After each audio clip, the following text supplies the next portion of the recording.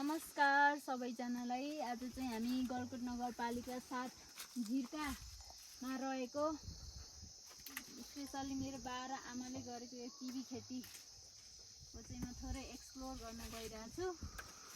यो किवी खेती चाहिँ एकपटक रोपे पछाडि 50-60 वर्षसम्म चाहिँ यसले निरन्तर फल दिइरहने। त्यही मध्ये पनि किवी चाहिँ धेरै प्रकारको हुन्छ है। कोही चाहिँ सानो गोलो दाना, कोही चाहिँ चेप्टो दाना, कोही चाहिँ सानो कोही ठुलो हुन्छ हैन। यो चाहिँ एकदमै खाँदाखेरि टेस्टमा पनि एकदमै टेस्टी छ हैन। अमिलोपना बढी छैन यसमा।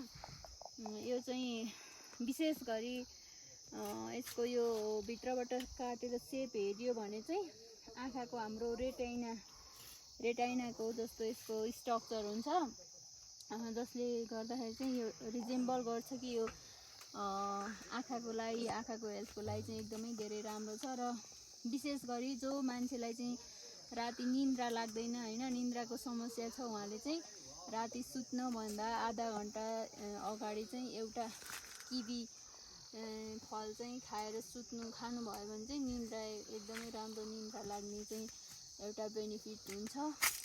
र यो चाहिँ एकै पटक नपाक्ने के, अब थोरै पाक्ने भएको कारणले यसलाई चाहिँ लामो समयसम्म स्टोर गरेर पनि खान सकिन्छ।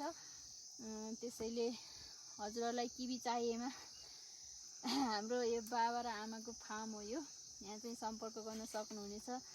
Thank you so much. यहाँ छ हाम्रो यो अहिले हामी टिपिरहेछौँ, यो चाहिँ अर्डरको हो।